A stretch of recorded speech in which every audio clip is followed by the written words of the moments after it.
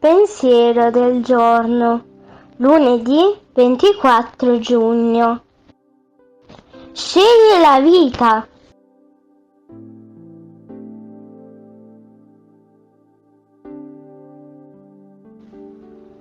Vuoi imparare ad amare Dio e, attraverso di Lui, ad amare i tuoi fratelli e sorelle?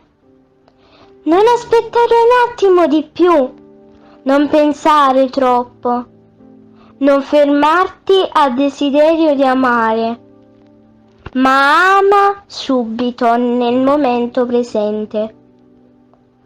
Amare significa fare subito la volontà di Dio, ora in questo minuto, non la propria. La vita è fatta solo di momenti presenti e quelli in cui qualcuno vuole fare qualcosa sono validi.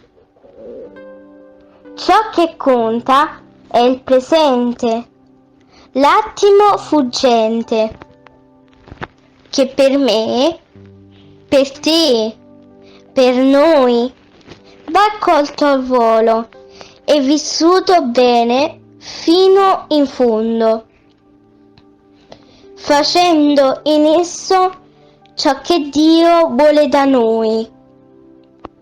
Studiare, camminare, dormire, mangiare, soffrire, godere, giocare.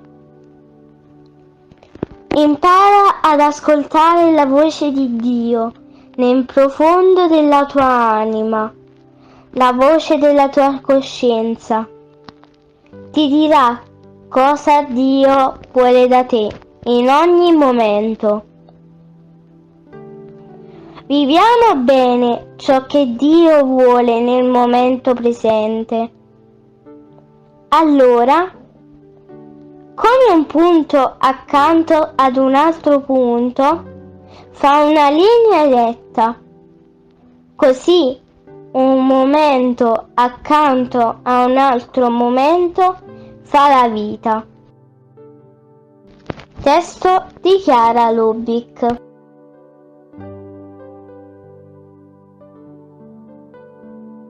Parola di vita, giugno 2024. Così è il regno di Dio, come un uomo che getta il seme sul terreno. Dorma o vegli, di notte o di giorno, il seme germoglia e cresce.